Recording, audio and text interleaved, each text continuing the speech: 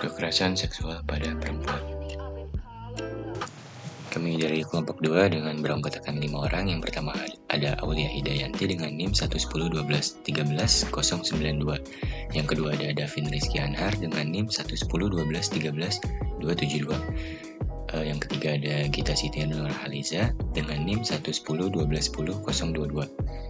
Lalu ada Muhammad Azmi dengan NIM 110121042 dan Resya Putri Denanda dengan NIM 11012107172. Pelecehan seksual yang terjadi pada seorang perempuan itu dikarenakan sistem tata nilai yang mendudukan perempuan sebagai makhluk yang lemah dan lebih rendah dibandingkan laki-laki.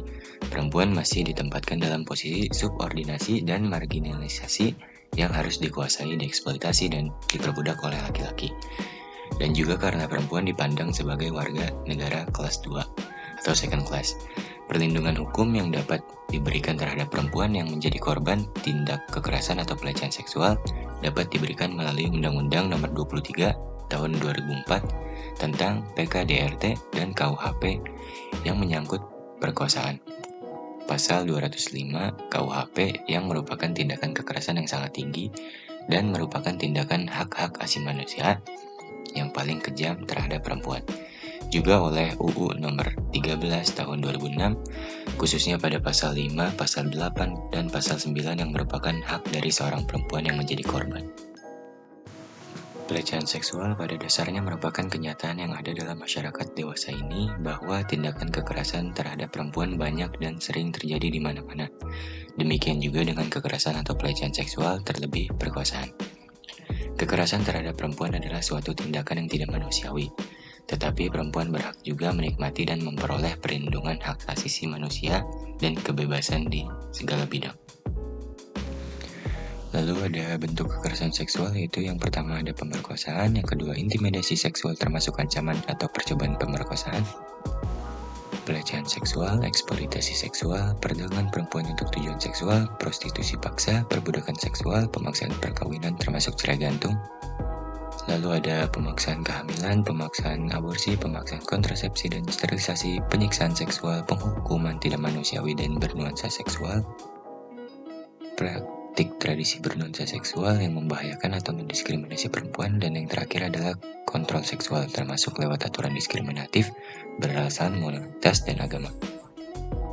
Lalu ini ada faktor-faktor risiko yang dapat menyebabkan seseorang menjadi pelaku kekerasan seksual, yaitu keterampilan sosial yang buruk, perasaan tidak berdaya, hubungan yang tengah dengan orang dewasa, kerentanan dalam maskulinitas, harga diri rendah, perasaan terhina, kesepian, dan masalah ketertarikan emosional.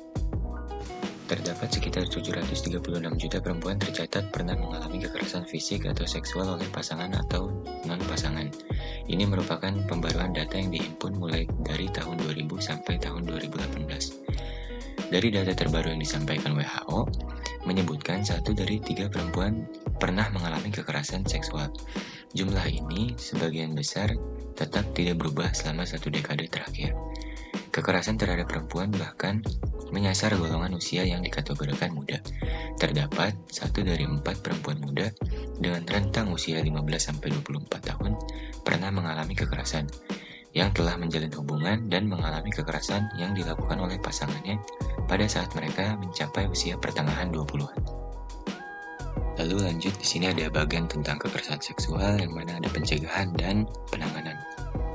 Untuk pencegahan yang pertama itu ada chip. Chip ini akan terhubung dengan orang yang memiliki aplikasi atau inovasi kita ini agar orang-orang sekitar tahu jika ada seseorang yang akan menjadi korban pelecehan seksual.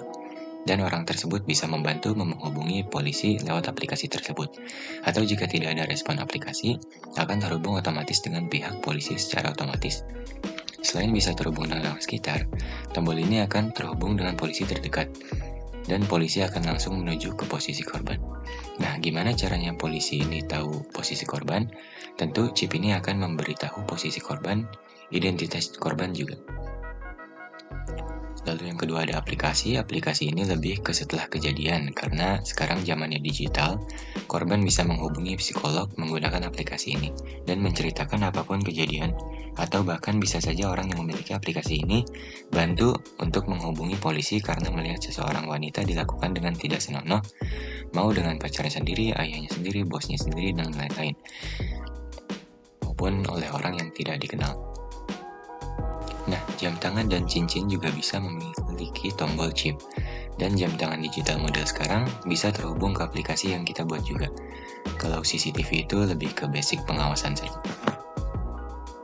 Lanjut untuk penanganan, yaitu ada untuk pelaku dan untuk korban, yaitu untuk pelaku itu diberikan hukuman yang setimpal dan untuk korban itu mendapatkan perlindungan psikologis.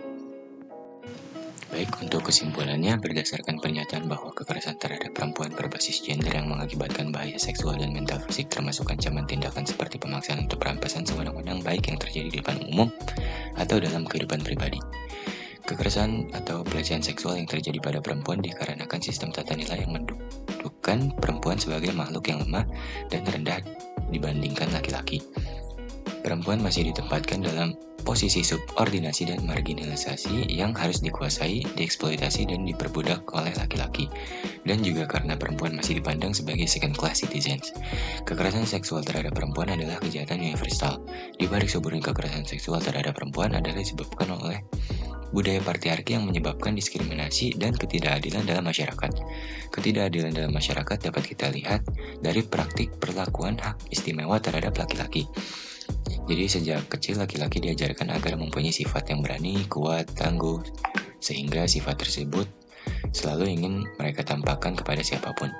Sifat kejantanan yang dimiliki oleh laki-laki seolah-olah menjadi kebanggaan yang mereka dan diekspresikan dalam bentuk antara lain pelecehan terhadap perempuan salah satunya. Kekerasan seksual pada perempuan ini mustahil untuk dihentikan apabila keadilan sulit ditegakkan. Apabila budaya patriarki senantiasa direproduksi dan dipertahankan baik oleh individu, keluarga, masyarakat, serta negara yang dikemas dan disosialisasikan melalui undang-undang, maka diskriminasi akan tetap berlaku dan menimbulkan ketidakadilan baik berupa kekerasan maupun tindakan yang lainnya. Kuncinya adalah kekerasan seksual dapat dihentikan jika masyarakat dan negara dapat menghentikan ketidakadilan dan menghapus budaya patriarki yang jelek ini. Inovasi yang kita rancang untuk masalah kekerasan seksual di pencegahan adalah membuat aplikasi dan tombol chip berupa cincin atau yang lainnya dan CCTV untuk pengawasan. Lalu pada penanganan dilakukannya pelaporan kepada pihak berwajib atau yang berwenang, yang mana pelaku akan mendapatkan sanksi yang setimpal dan korban mendapatkan bantuan perlindungan psikologis. Terima kasih.